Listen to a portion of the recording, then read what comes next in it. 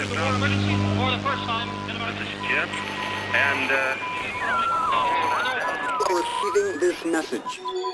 We are Ken Jennings and John Roderick. We speak to you from our present, which we can only assume is your distant past, the turbulent time that was the early 21st century. Fearing the great cataclysm that will surely befall our civilization, we began this monumental reference of strange and obscure human knowledge. These recordings represent our attempt to compile and preserve wonders and esoterica that would otherwise be lost. So whether you're listening from an advanced civilization or have just reinvented the technology to decrypt our transmissions, this is our legacy to you. This is our time capsule. This is the Omnibus.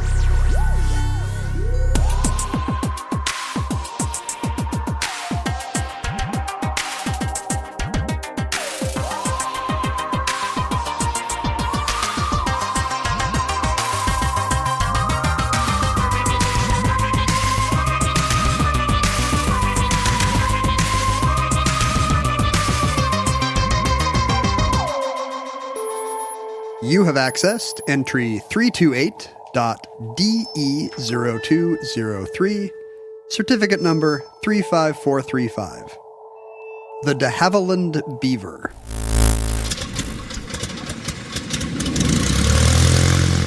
Have you in your all your travels flown via small aircraft? I think this may have come up on the show once before. I have taken off in a small plane and never landed in one. Wow. I'm You jumped out of an airplane? Yes, you solved it. You solved the mystery. When did you do that? And what were the circumstances? College freshman, I had a roommate that wanted to do it, and then he chickened out, but I was like, I'm still going to do it. I'm no chicken. So we drove up to like some little airfield in Snohomish somewhere. Sure. And I jumped out of a plane. I've jumped out of an airplane from a little airport in Snohomish. It was probably the same airport. That's probably true. Yeah. Except it's a little bit emasculating because the first time you do it, you either need to have a static line attaching you to the plane that pulls your cord. Right. Because you cannot be trusted in that moment. No. To do the right thing. You'd think it would be easy, but apparently it's a stressful moment. Yes. Or you have to jump out with a large man on your back with a parachute of his own. Arguably, you're on his front rather than he being on your back. You are bottoming, is what I'm trying to convey. And which did you choose? I chose the burly man without even hearing the second thing. Because here's the thing, you don't get any free fall. Like I wanted kind of the 0G thing, and you don't get that if your chute comes out as soon as you're off the plane. You just are kind of dangling for a while, which seemed a little scarier, honestly. Well, I chose the static line for a couple of reasons. One, I did not want the emasculating experience of being strapped to another man. There's no photos. Because I wanted... I guess today you could selfie that if you wanted. Well, there is a photo. They took a picture of me. But I wanted the solitude of hanging from my parachute. I didn't want somebody like, "You okay? How's it going down there?" I was a little afraid of that. What is the solitude like? Well, so you're in you and I were both probably almost certainly in the same airplane, which was probably a Cessna 206 that had its door removed. That's about right. And no seats in it, and you're just kind of bouncing around on the floor of this 206. I don't remember much. It was a little bit, you have something ahead of you to look forward to. What they do with the static line jumpers, and what that is it's a piece of webbing that's clicked. It's like you see in World War II movies where you click your webbing in to a little rope inside the plane. Geronimo! And it pulls your parachute for you. Yeah. And the reason is, as you say, 1 in 4 persons does not. Well, I think it would be more than that. The experience of that kind of falling, where it's not where you're just falling and you keep falling. Your body has no context for it, and at least in my experience, I almost blacked out. I fought to keep awareness, spatial awareness, and I would not have successfully found the tab and you pulled had it. One job, John. You had one job. But it's a very short to-do list. They pull a great trick on you, or at least they did on me, to get you to jump, because I'm sure this is a regular problem for them. They get a bunch of people up there and they're like, I don't want to jump. They said, okay, just go put your feet on the tire. Exactly. Did they do this to you too? Yeah, this little strut thing that connects to the... Put your feet on the tire and grab the strut. And you're like, okay, I can do that. I can put my feet on the tire. Like, I haven't jumped yet. And then they said, with the static line people, they said, just kick your feet off and hold on to the strut. And I imagined that I was going to kick my feet off, hold onto the strut, and be flying like Superman, holding onto the plane, still have a chance to make a decision or to put my feet back on the, whatever. I hadn't decided to jump. And once you move your feet off the wheel, of course, you have 1 second before you fall off. You fall off, basically.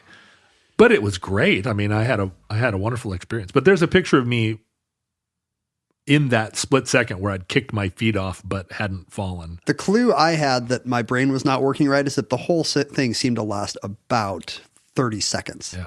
Like there's just your brain is not ready for that experience. Not at all. You have nothing to compare it to. But was that the only time you'd been in a small plane? It was until just last week in Belize. We flew back from one of the keys, one of the islands, back to the airport. And, we were on Mayan Planet Air or whatever, right, which really just turned out to be, you would know what the plane was, but a little tiny plane. And, there's nothing between you and the cockpit. There's just a big guy up there. How many seats?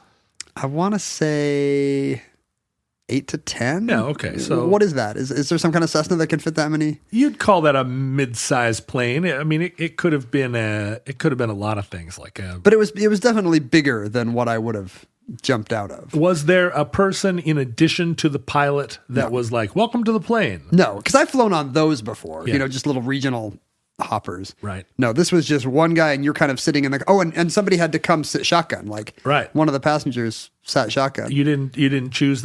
She had instrumentation. I would have thought Dylan would have jumped up there. It was assigned. I see. There's no. This is Central America. They tell you what to do. There's a guy with a gun. Well, that's interesting. You've lived in the Northwest a long time, and I think there are a lot of small planes in the Northwest. But it's always surprising to me how few people actually end up being on one. You'd have to try. You live your whole life without anybody being like, come up in a.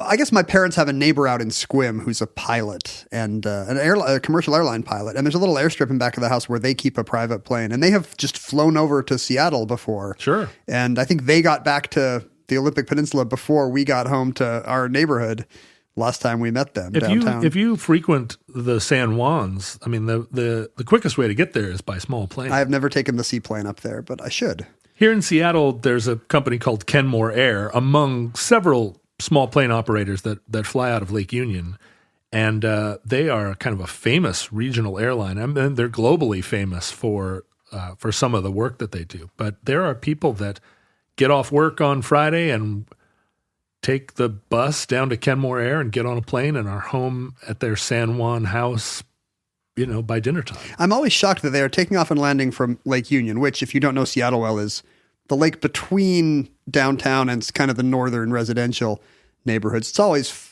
on a nice day, it's full of boats and boaters. And the university is north of it. It connects to both Lake Washington and to the Puget Sound via the ship canal.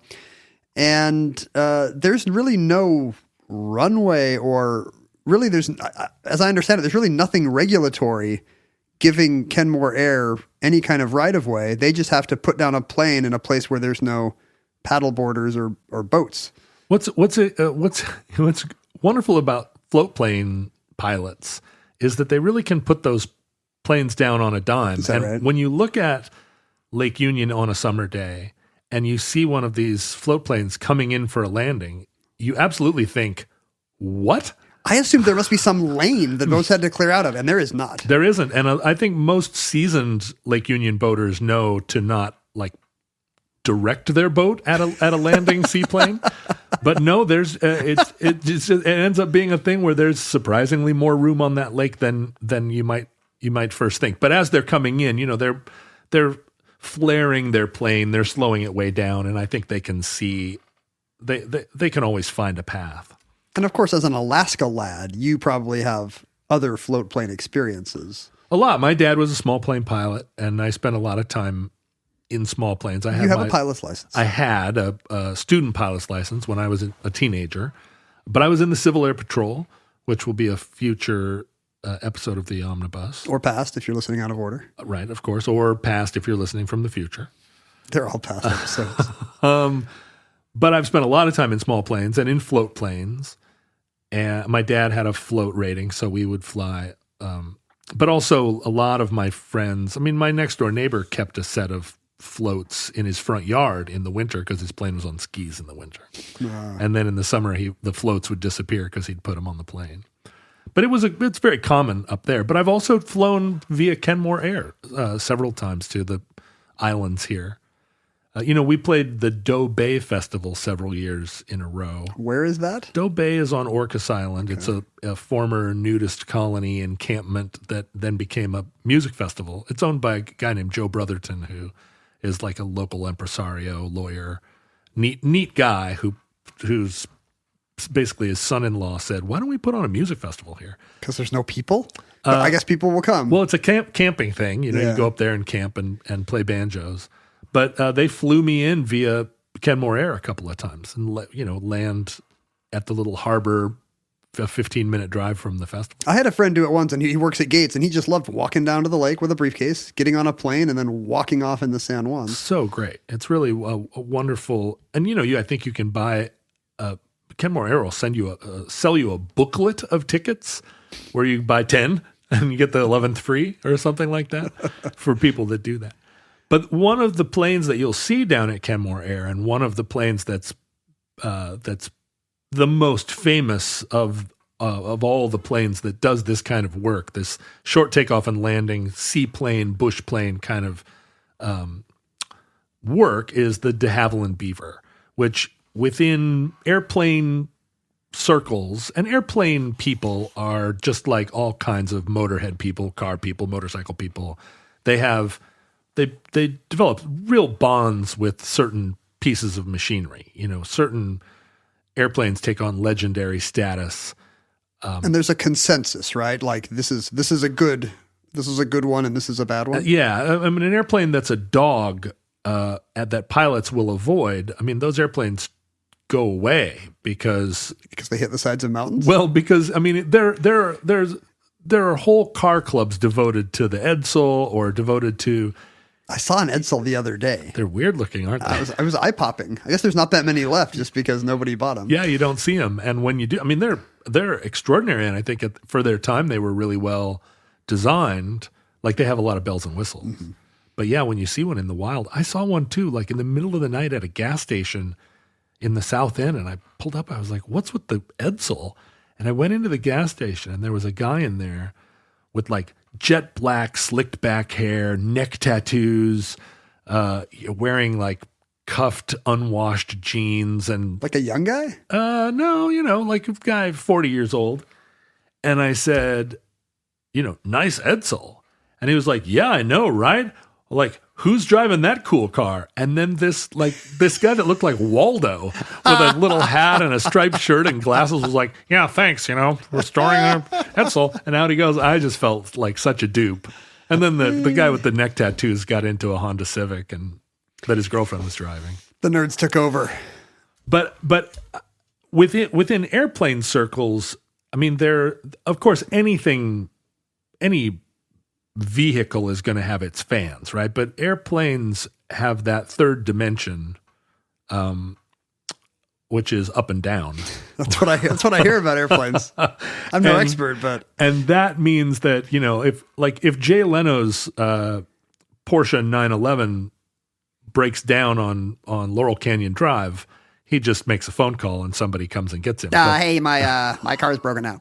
But if your bush plane breaks down, you could be in real trouble. So is there more of a bond like the way a human would have had to a horse 500 years ago? Like because you're literally putting your life in its hands? In terms of bush pilotry, and bush pilot is a word or is a term of art for a certain kind of pilot that works in territory where there aren't airports. Flying or where the airports are rough. So most of northern Canada, Alaska, Australia, the Siberia, Central America and South America, there are Africa, lots of parts of the world that aren't served by regular airlines, that don't have super detailed facilities or any facilities. But there are still people there that need food and medicine and supplies, and they need to come and go. And there often aren't roads either. So it's the Toyota Hilux of the air? It's the Hilux. Well, the Beaver is one of the Hiluxes of the air. Or Hiluses. Hiluses. And arguably kind of maybe the most legendary, glamorous one of the sort of bush planes that defined the era and defined the genre. What's glamorous about the Beaver? Since we're talking about the bush. What's glamorous about the Beaver? Where to begin? Well, so the de Havilland Company started in the United Kingdom. There was an airplane manufacturer called Airco, which was I know, right? Great name. Which was at the time the largest airplane manufacturer in Britain, if not the world. And they made a lot of the airplanes that fought in World War I. A lot of the sort of iconic British fighter planes and bombers and transport planes of World War I were all manufactured by Airco. Mm-hmm. And a large percentage of them were designed by a guy named Geoffrey de Havilland. He was an aircraft designer. Airco probably ended up making 30% of the airplanes that fought on the Allied side in World War II, and de Havilland designed about 30% of those. He was a cousin of Olivia de Havilland, the Gone with the Wind actress, who is essentially the last surviving movie star of Hollywood's golden age. She's 103 years old. She's alive today. She is, well, I don't know. I haven't checked her this morning. Sure. But she is 103 years old. That's fantastic. I had no idea. And first cousins, I believe. I had no idea that Geoffrey de Havilland was related to Olivia de Havilland. How wonderful. I guess there can't be that many people named de Havilland. That's such a Ken Jennings little asterisk. It's a perfect movie star / manufacturer last name. Yeah. I mean, imagine if instead you're named, Sprongstein or something. Right. And Smoot Hawley. And you have to change to de Havilland, but they didn't. No. It shows that naming is destiny. Like you have the inherent self-confidence that comes with being named Sir Geoffrey de Havilland. It's really wonderful, isn't it? Geoffrey de Havilland. Like, no wonder that guy could invent an amazing airplane. His whole life, people have been like, "Oh, Geoffrey de Havilland, come in! Here he comes." That trips off the tongue. Does the name Ken Jennings? Does it have? It has an internal rhyme, or an internal sort of half rhyme. I saw a crossword the other day where the clue was Ken Jennings has 4 of them, and I could not figure out what it was. Ends. Ends. That is correct. It was ENS. So yes, there is it has an internal consonance. Yeah, that's why you've been so successful in life. It's the 4 ends. It's your name. The 4 ends of Ken Jennings. But people do tend to call me Ken Jennings. Sure.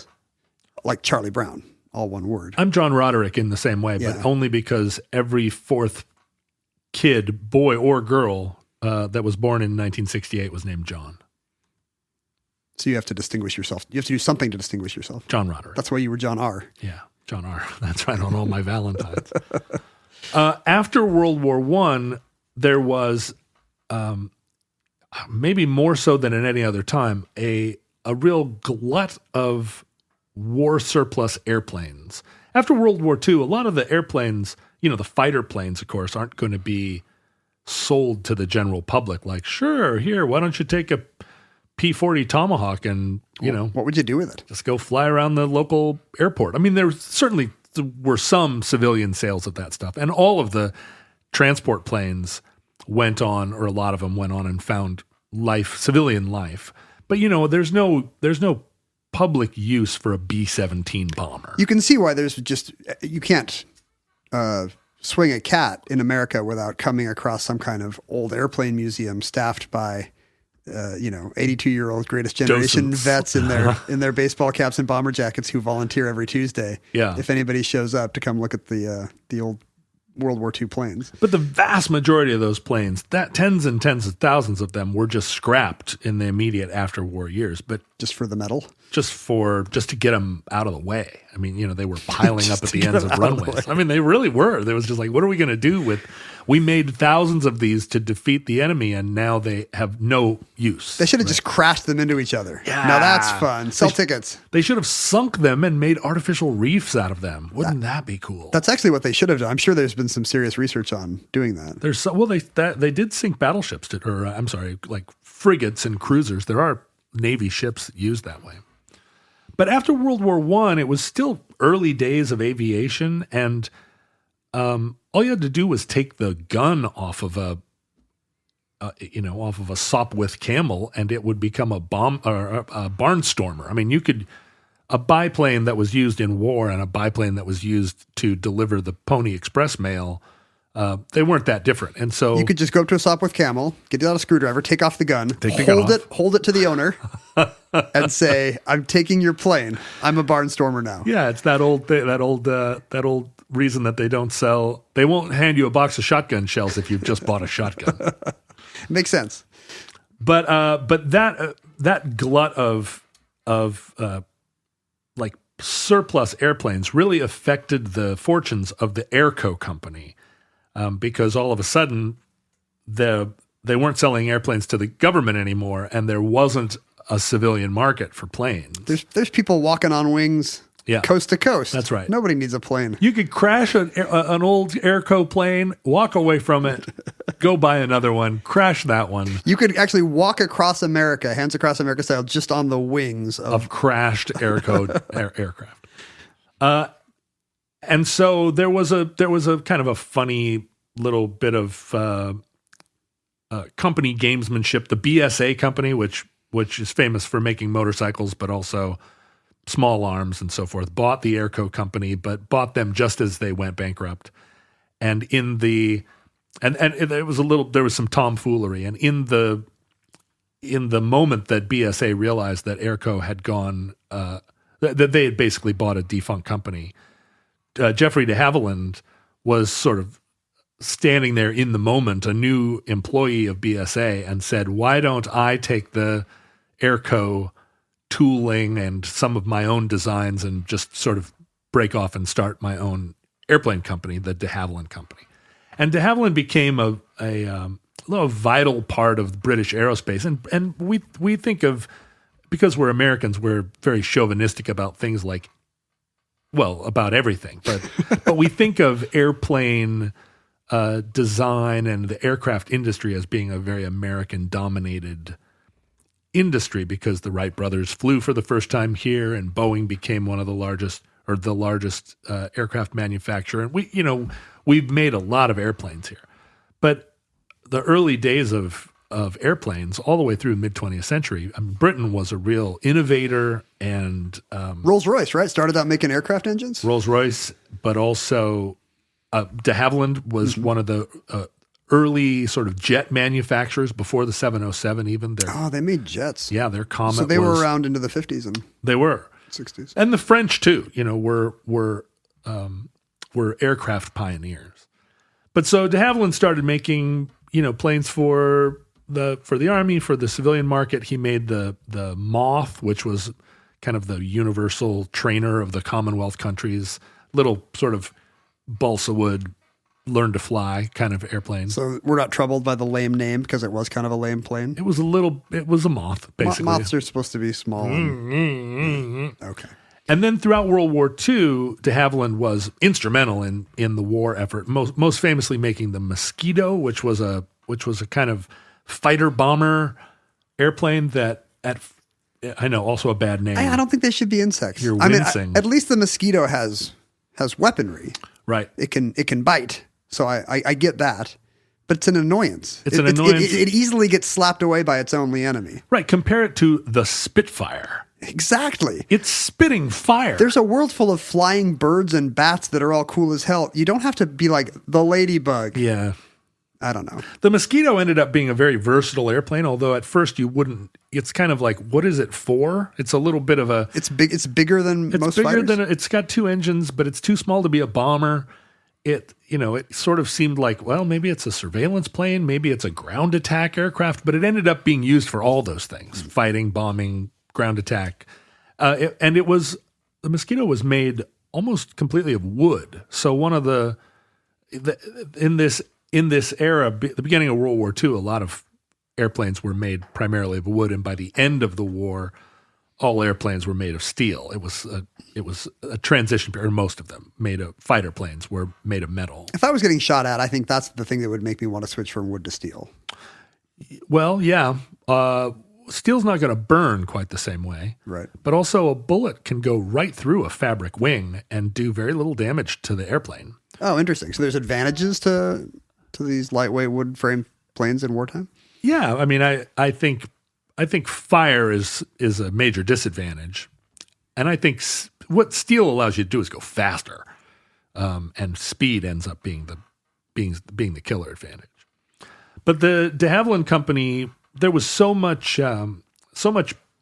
need for wartime manufacturing, and also a need within the Commonwealth for a place for pilots to train where they weren't. I mean, if you can imagine being a student pilot in southern England in 1940 or 39, every time you went up, like, all right, let's go up and, I'll teach you to fly. And then all of a sudden you're surrounded by Messerschmitts. And so Canada became a place where there was a lot of flight training happening. It was the breadbasket, but also a manufacturing hub for the war effort. And de Havilland started a Canadian branch to manufacture mosquitoes and to manufacture moths. And where was this? Just industrial Southern Ontario? Yeah, it was in Ontario. Yeah. And it became a kind of a vital part of the war effort, making these designs, these de Havilland designs from UK de Havilland. And if you're going to make anything that's easy to get back to Europe, it's a plane. It's an airplane. It's like these people who go to Volvo or go to Sweden and drive their Volvo home. Yeah, just drive it home as long as you live in Denmark or Spain. Or I guess you could drive to... You could drive to Nigeria. Thailand if you wanted, but... Right. Could you? That seems like a great... What if we did a show? Ken and John drive from Stockholm to Thailand in a new Volvo. In our new Volvo. We've always wanted to have one, and to have it for some reason in Bangkok. But after the war, there was sort of a same problem. There was a glut of aircraft on the world market after World War II. And aircraft companies needed to make a transition. They couldn't, they'd been making mosquitoes, but you can't use a mosquito to crop dust. Think about the contraction after all those hefty government contracts they were used to. Those guys were loving World War II. And a lot of companies, I mean, this is part of why America transitioned to a consumer economy, was that some of that, all those jobs had to convert into something, and it ended up being ice boxes. Ice boxes and slingshots and BB guns, all the stuff that made America great. Yeah, the three things that everyone wanted. Every 50s housewife just wanted three things: an icebox, a slingshot, and a BB gun.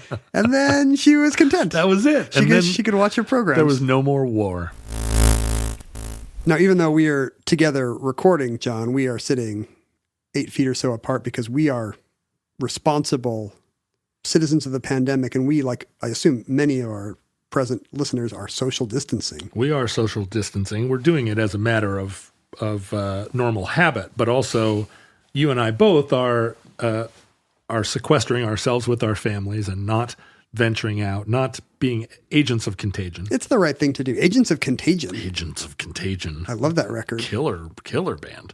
But I have been going to the beach because when you're walking around on the beach, you can see someone coming from a long way away and avoid them. And duck behind a dune or some sawgrass. In our case, duck behind a big gooey duck.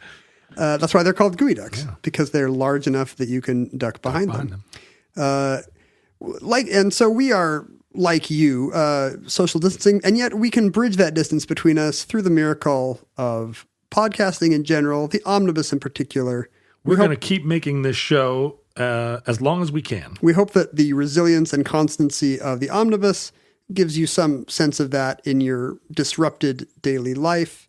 And please believe that John and I are convinced that although we talk a lot about the cataclysmic destruction of humankind, we don't think it is scheduled for this calendar year. No, it feels like our response, our collective response, has been really like a cheering effort on our part to protect the vulnerable. And by our part, I mean the people of the world. Kind of like society just kind of has decided. I mean, I'm sure there's a lot of awful people that are still going to bars or whatever, right, where legal. But in general, we've kind of decided, here's the trolley problem. We have decided to run the trolley over a lot of our habits and social institutions and pastimes and even economic well-being in order to keep it off that other track that has 2.2 million elderly and immunocompromised Americans. Right. So good for us. We picked the right track. And it is particularly difficult for people that work in service industries. I mean, if you work in a restaurant, for instance, this is not academic anymore. This is bad times, and creative people, especially who depend on being able to perform or work in an industry that has a customer service component. You and I were probably both going to be on the road somewhat this spring, and now we're not. We've both canceled an awful lot of travel plans and not rescheduling them because it's unclear. I just got an email saying that my daughter's school is now going to be out of session for an additional month. So it just keeps. I don't think we're going to see school again this year. But Omnibus is going to continue, That's right, despite all the interruptions. Infuriating my now stay-at-home daughter, who stands in the doorway and glares at us as we spend all afternoon talking. Well, we are in the room with all her Barbies and Legos and Star Warses. That's right. She's not allowed in here now. But anyway, Omnibus is going to be here for the duration. If you are still gainfully employed, you know where our Patreon is, and we would love your support. If you're not, good news. The Omnibus is one thing that is as free as it ever was, even before they roll out universal basic income. Free, and also hopefully the one bit of media you can consume that will not generally ever refer to the coronavirus, except that we mention the end of the world like at the top and bottom of every single show. Right. But just to reassure you, this isn't it. We're going to be fine. When we say that, imagine an asterisk that says coronavirus. Right. We mean asteroids or earthquakes or volcanoes. Godzillas. Or other plagues, werewolves. But not this plague. Yeah, another different one. Sure, a worse plague. This one we're going to be fine. The de Havilland Company ended up separating from de Havilland UK, and the United Kingdom de Havilland Company suffered some pretty devastating defeats. They put a lot of their hopes and fears on the Comet, which was a early and fast and sleek jet transport or jet passenger plane. Mm-hmm. And then several of them crashed, including one very famously at an air show. Oh, that's not what you want. And it really torpedoed the company, and that de Havilland ended up getting bought and, subsumed and then dissolved, as happens. One bad jet killed off. I guess that's a warning sign for our friends at Boeing. That's right. One bad jet. For instance, a 737 MAX, if you're looking for example, a scapegoat. In Canada, the company was nationalized and became a crown corporation. But immediately after the war, they were kind of searching for a reason to exist.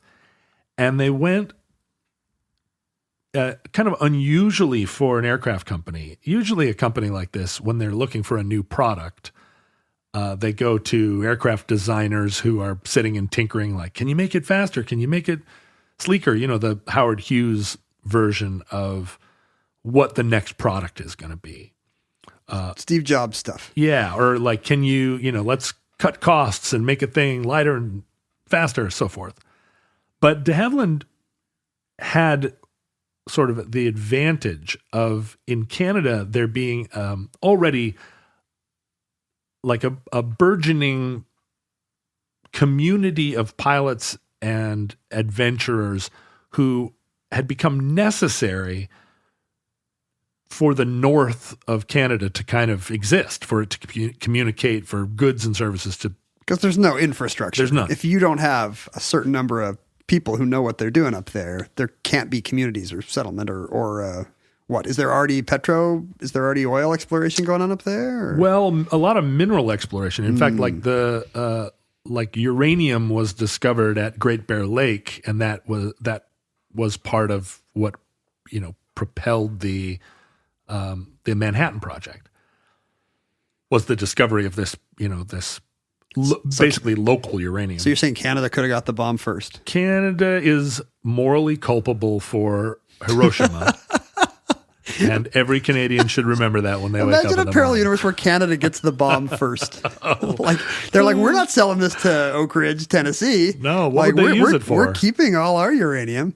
They use it to blow up Milwaukee and Seattle and Vermont. They advance southward. There was one of the advantages that de Havilland had and that Canada had was the legendary figure of Punch Dickens. Punch Dickens was a Canadian explorer and early pilot who, when you see a picture of Punch, he so fits the bill. He's wearing a fur-lined parka and sort of leaning against some plane that's held together with staples and baling wire. And he was an adventurer type and flew all across the Arctic until he became a legendary figure. All of the, the Inuits of the North all knew him and called him they had a nickname for him, like they called him Snow Eagle. And then that is better than Punch Dickens. Punch Dickens is a pretty good name. Don't stand too close to a pilot named Punch Dickens. I'll tell you that.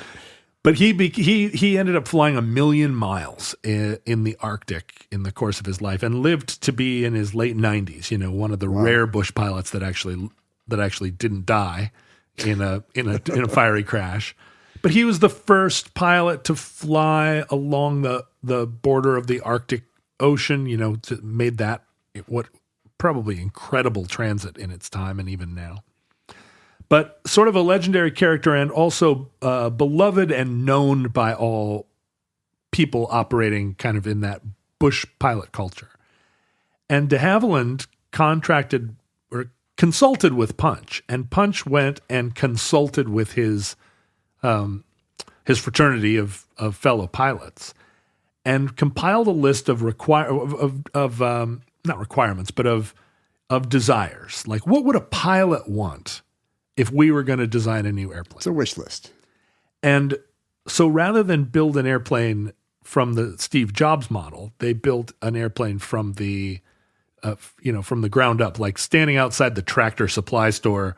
It's hacker culture. Yeah, leaning on a pickle barrel, like, what do we need? And what it turned out was that bush pilots were not really interested. They didn't care if the plane was fast.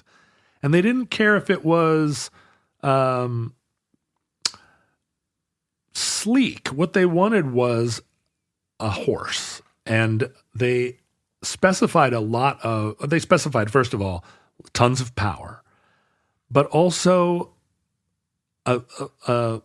and short takeoff and landing, which makes sense. But they also... Just like a horse, right?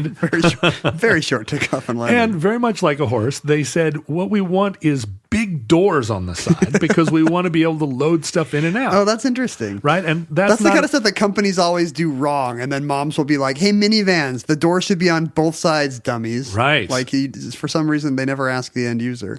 And they did all this kind of consultation to the extent that Punch Dickens ended up working for de Havilland. They just straight up hired him, like, you be our liaison. But the Beaver was designed with doors that could open to accommodate a 50-gallon drum. The doors open in the kind of a cool way, and you can really load almost anything into a Beaver. And if you can't load it inside, you can strap it to the outside. So quicker turnaround. You don't have to spend all day trying to wrestle stuff in. Get a ton of crates up the gangplank. But also there's a recognition that... There's no gangplank. There's not a gangplank. No. There's a recognition, I think, when you're servicing bush communities that you don't know what they're going to need flown in there, and you really don't know what they're going to want flown out. And so you make a plane that can that hopefully can do everything, including like fly with missing parts. And one of the interesting features of a Beaver is that the oil filler cap and the dipstick are inside the cockpit. So you could, in the event of in the air, yeah, you could, in the event of an oil leak, continue to just put oil into the motor, like from inside the cockpit. lots of things that you wouldn't think of unless you had already abused planes. Yeah. But the way they got their power was during the war, the Pratt & Whitney company was responsible for, it was one of sort of the big three aircraft engine manufacturers along with Rolls-Royce. And Pratt & Whitney had this sort of famous radial engine design, what they called the Wasp Junior. It was another insect. If you think of a radial engine, you see them on old planes. The cylinders are arranged around the central hub, so it's not a V8 or it's not a row. It's not a row. That's right. They're in a circle and they fire around a central hub. It's a bagel. It's a very powerful bagel. It's an extremely big donut with a fast-moving propeller in the middle. And the Wasp was made in profusion. It was used in a lot of different airplanes. It was used in the Lockheed Electra, arguably one of the more beautiful airplanes ever built. It was used in the Grumman Goose, which was a seaplane that is sort of that you would see in old Humphrey Bogart movies. All of these are great names for airplanes, by the way. The Goose, the Electra. It's all gone. Is this Boeing's fault that now it's like the 777? Yeah, the 787. That got boring. For crying out loud. Yeah. But everybody did it too. Like, why isn't Airbus or Embraer or somebody just getting back to this is the glistening condor. Yeah, welcome that's right. aboard. Call it the red-breasted sapsucker. What happened was our definition of cool changed. Yeah. Once miniaturization and the technological age began, what sounded smart was to say, this is a Airbus, just have a code. This is an A450X. Well, it's true of cars too, right? You don't have the Stingray anymore. You have the A764S. And it sounded cool if there was one of them, Yeah. The what? Who used to do that? Mazda? Who had numbered cars? Jaguar, right? Yeah, it's the 626, the XJ6. They all have numbers. But once now. it's just an alphabet soup, then it's I can't keep them apart. Yeah. What about an Eldorado? See? Or a Sierra Tango, or a Esplanade. Well, it gives the plane some personality.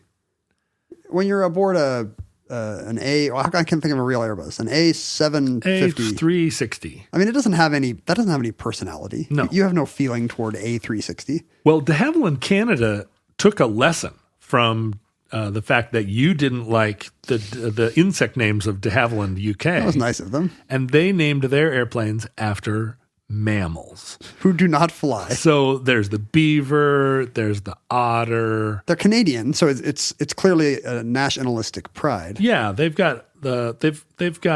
using the hardworking mammals of Canada. But there's the crucial problem that these do not fly. That you'd think the requirement. Oh, I see. For an airplane, like what quality does the Beaver have in common with the plane of the same? I guess you're pointing out its industriousness. Industrious, right? Yes. The Beaver is hardy. It really goes to your point about tail. how they didn't care about sleekness and performance or whatever. Right. The point of these planes is not that they fly. It's that they can build a dam this big in such and such a time. And I think you do end up running out of good birds after a while, right? I mean, you can call a thing a hawk, you can call it an eagle, you can call it a condor. Do you think that's the problem with numbered cars? It's name exhaustion? Yeah, I mean, after you've done Jaguar, Tiger, Puma. I mean, they started inventing words. Right. Elantra, Celica. Yeah. These have been engineered in a lab, but they're not real things. They're terrible names. Eventually you run out of ideas, which is terrible to think of that we've run out of ideas. We've even run out of made-up names. And we just get bored. The world is run by engineers now. The poets are all in prison. Look, Which is it would kind solve of- the if you had the poets. If you had the poets naming the planes, that would be jobs for poets. It would keep them out of trouble. It would keep them off the barricades. Jobs for poets. And you'd get better names for your tech. Yeah, it's a poet jobs program. I mean, that's exactly what the advertising industry is. It's creative writing majors who realized they actually needed to Yeah. pay the bills and support their liquor habit. But they're just writing like catalog descriptions, right? Like, Yeah. this shoe is handcrafted by artisanal sewers. I know so many people that are copywriters, and it just seems, I don't know, it seems like it would break you. They don't get to name the thing, Yeah, right? That's somebody else. But what's an iMac, an iPod, an iPad? None of that's very intriguing either. Those things could all be called like chrysanthemum or It's galling to me when they have the cool code name, like this is Jaguar, and then it comes out and like this is iOS 9. It was Jaguar internally. Now it's just iOS 9. Like you guys could have done it, and you at the last minute you were like, nope. Take us back to the Beaver, John. Oh, back to the Beaver. So in 1947, they started to manufacture the Beaver. And when you look at the Beaver, it does not look like a modern airplane. It kind of looks like a throwback because it has this war surplus radial engine. As I was saying, the Pratt & Whitney made 39,000 of these Wasp Junior engines during the course of the war. So they had them stacked on pallets, and it provided de Havilland with a cost-effective and powerful source 450 horsepower motor that they could put onto this plane that they were developing for all of the trappers and miners of the Northern Territories. And so the plane debuts, and it kind of is now you look at it and it's a beautiful aircraft. But at the time, given how many beautiful airplanes were built in the 40s, it's a little bit of an ugly duckling. It's clunky. Extremely big wings for short takeoff and landing. What year is this? We're still in the late 40s? 1947. Oh, okay. The plane was made from 47 to 67. So for 20 years, Did it change much, or not really. They tried a couple of different things. They put turbocharger on it. Eventually they realized that they actually wanted a turboprop version of it and started building a separate airplane called the Otter. And the Otter much as in life, the Otter is a turbocharged Beaver. turbocharged Beaver. That's true. And the Otter begat the Twin Otter. All these planes are still flying, and they're all still essential to the bush communities. Why is that? Why has there not been a successor that has improved on them, or is it just because they were built so well that there's no need for a newer plane? There's something about mid-20th century industrial design where so many companies just got it right the first time.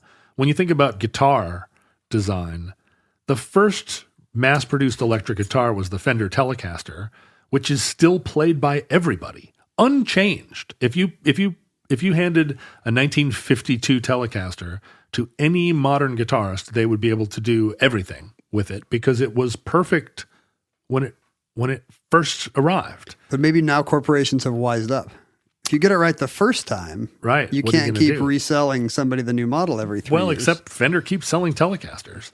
Yeah, exactly. So one company can get in on the ground floor. Right. Everybody else is screwed. Yeah, and the one of de Havilland's competitors, the Cessna company, an American company, their airplane designs from the same era: the 150, the 172, the 185, the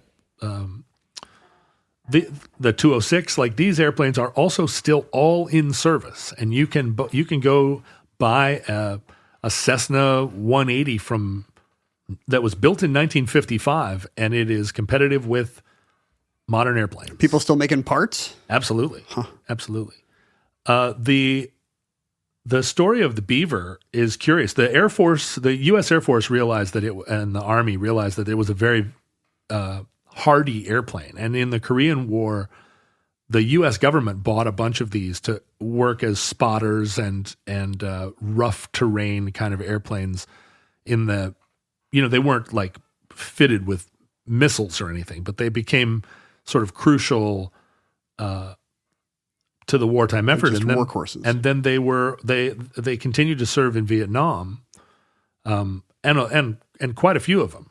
So there were over 1,600 of these planes made during this 20-year period. But after they stopped being manufactured, they didn't stop flying. They were extremely kind of bulletproof and prized, and so they remained in service. And remained in service to such a degree that there started to be kind of a movement like, why did we stop making this airplane? And I've heard that said about a lot of the products of kind of that mid-century period. Like if you think about the fact that right now the Ford Mustang that they're selling you today is almost identical to the Ford Mustang of 2002. That car design has remained in production for almost 20 years without changing. But if you think about the Pontiac GTO of 1966, the GTO of 1968, and the GTO of 1970, they're completely different cars from one another. And each one of them a great version, of a car. And the sense that at the time that you needed to innovate in order to keep competitive on the marketplace. You needed to, every new season required a whole rethink. We abandoned that a long time ago. We're just making the same thing over and over now, with minor changes to the knobs and the brakes, I guess. Changes that seem kind of cynically made to say, it's the new year. Something new. Yeah. But in the case of the Beaver, each thing that came along to replace it did have advantages, right? A turboprop. I mean, you can pressurize an airplane and it becomes much more useful if you want to fly long distances. You can make airplanes faster. You can make them even take off and land in smaller distances. But there's something about the way that this plane was manufactured where with each additional level of technology, you make a thing harder to maintain, more expensive to maintain. Things that break in the bush are not repairable. I think about this with cars all the time. I rented a car this weekend that had some feature where if somebody was coming up to you on one of your sides, a little light would turn on the side mirror. And I'd never had that. And I realized, you know what? That's an additional complexity to the car. This is, 60 new parts or something. Mm-hmm. We've all gotten along fine without a little orange light on my side mirror when there's a car in my blind spot. I mean, I get why it's there. I'm not against it. I'm just saying soon this is going to be a required piece of, even if it's not regulatory, people are going to want to have that piece of safety equipment. And you just made the car 0.8% more complicated. And you can't, it's like a ratchet. You can't back off of that. I rented a car where the first time I kind of, when I drive, I sort of veer around. I mean, the lane is just sort of this suggested area. Like all good drivers. Where I'm just like, I'm in the lane mostly, like get off my back. But this car, as soon as it went across the lane dividing line. It could see. It went like the steering wheel shook. Yes. And I was like, what the? And so I did it again and it shook again. And I was like, this is a danger. Like I hate this. And I assumed that it was something, it was an option you could turn off.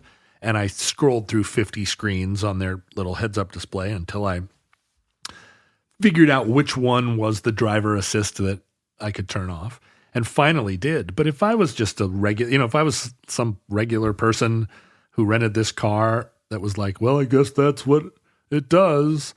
There's nothing about the car to suggest it doesn't explain what it's doing. Yeah. You could probably drive this thing for a month and not realize every once in a while. I bet there are people that take it into the mechanic or like every once in a while it does this crazy thing. Some features are so bad they will get backed off of. Like when cars used to have the seat belts that would close the shoulder belts that would close themselves when you closed the door. Right. I don't know if somebody got an arm cut off or a baby's head cut off or something, but those are not around anymore. But that almost never happens. Typically these things are cumulative.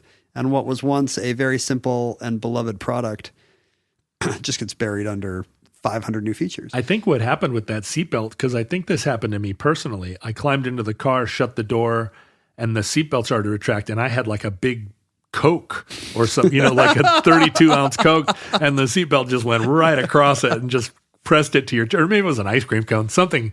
And I think that probably happened to enough people that they were like, oh, you got to turn If it happens to one vice president, if somebody gets ice cream on his tie, those go away. Well, what happened with de Havilland Canada, in 1986, the government of Canada privatized it, or in the 80s, I guess, the Canadian government got out of, the socialist Canadians got out of the airplane manufacturing business and decided to let free enterprise run its course and take over in efficiencies. And then, of course, in 86, it was sold to Boeing, because that's what happens. If you privatize something, it's going to end up in the hands of Boeing. They always get it. So Boeing owned de Havilland for a while, and then in 92 sold it to Bombardier, which is a Canadian airplane company. So it became, a Canadian-owned enterprise again. And then Bombardier is sort of an interesting chapter. We fly their airplanes a lot here in America, because they are making they make a lot of the commuter aircraft that are now doing the Delta run from Seattle to San Francisco. Yeah, I was on one of these the other day. They make the Dash, that Dash 800. That's a very popular turboprop. But there's a company in Victoria, Canada called Viking Air.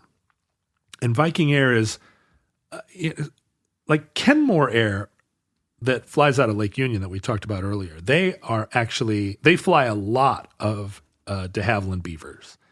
And so much so that they're keeping these old airplanes in the air, that they've made significant enough modifications to the Beaver that the Kenmore Air Beaver has become a sort of prized example of the airframe. Oh, so people do make kind of copycat Kenmore. Well, no, that if Kenmore ever sells Kenmore rehabs Beavers for the open market, and a Kenmore Beaver is like if you own one, it's a specially it's like a Foose Corvette or something. It's a specially modified airplane that takes on its own kind of legendary status. But Bombardier sold all of the blueprints and the schematics for the Beaver to this company, Viking Air. And Viking Air has been threatening to start manufacturing the Beaver again. So it would be one of these zombie products like Polaroid that people miss and comes back. Comes back, except not as a digital app on your phone that looks like a Polaroid. Oh no, I guess you're saying Polaroid. People did make the photochemical, or somebody got the rights to make photochemical Polaroid alike. It really is, and I feel like we're at a point in some of the products that we just described where, at least with an internal combustion engine driven 4-door car, we've reached innovation saturation. Peak car. And really all I want is just to have a 1957 Chevy or something, just a thing that you can fix with your own hands. It doesn't need all this other stuff. And whatever innovations have happened, and they're, too numerous to mention in small aircraft design, there's a reason that Beavers are still flying everywhere and prized by bush pilots everywhere, regarded as, one of the most agile and useful planes.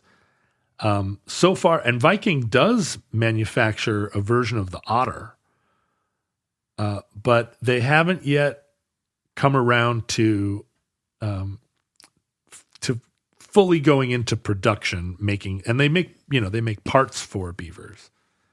But then Viking was acquired by the melodiously named Longview Aviation Capital. I'm sure things will go well for them now. Now they've been bought out by. Although Longview Aviation Capital is owned by the granddaughter of the founder of the Thompson newspaper family empire of Canada, so she's a Canadian, not just it's not just a faceless holding company. It's going to strip it for parts. Longview Aviation Capital is just a terrible name. It should have been called the Chrysanthemum. Everything should be called the chrysanthemum to you. This is kind of a reassuring trope for people of a certain age, right? That our generation of simpler stuff that you could fix with a wrench is going to outlive all these, think of the old guy who can't program the timer on his DVR or his microwave or whatever. Right. He's reassured that no, he was right to have a toaster oven. All this new stuff is awful. Well, I think it's funny because from the late 19th century to the mid 20th century, a lot of innovation happened in industrial design and mechanical production. Things were invented and then improved upon. But we did arrive at a place where our cultural innovation started to happen in social realms. Like if you think of where we were in 1905 and where we were in 1965 in terms of airplanes, cars, motorcycles, guns, machines, there was a tremendous leap that happened in that 50 years. Well, between 1965 and 2015, we're still driving cars, flying airplanes, and riding motorcycles that are all based in those early designs. I think you're right. Some kind of actual hard physical threshold was reached. But if you think of the social innovations that happened between 1905 and 1965, well, we were still kind of lynching the same number of people, I guess. But from 65 to 2015, the progress we made in social technology was enormous. Now that our cars are good enough, we can finally figure out like how to Jim Crow and stuff. Right. Now the problem is now we need to make that same leap in the next 50 years in our political universe. I like how you've got your bestseller all ready to go. That's it. The Roderick Century. Not the Roderick Century, man. We need to make that same great leap forward. And that concludes the de Havilland Beaver. Entry 328.DE0203, certificate number 35435, in the omnibus. Now, speaking of social innovations that went nowhere, oh dear, Facebook, Twitter, Instagram, we got them all for you. If that exists in your era, look us up on @Omnibus Project or @Ken Jennings or @John Roderick. We already perfected all our physical stuff, so we decided to ruin our lives online. The Futurelings congregate on Facebook under a group of that name, also on Reddit, and on some Discord. John tells me. I'm now the old guy who can't set the timer on his microwave because I am not going to figure out Discord in order to hang out there. Sorry, friends. If perfected physical items are what you would like to send us, you can do that via the old-fashioned way of the U.S. mail. I have a full mailbag here today. Any new stuffed goats? What do you got in there? Any cool books from New Zealand?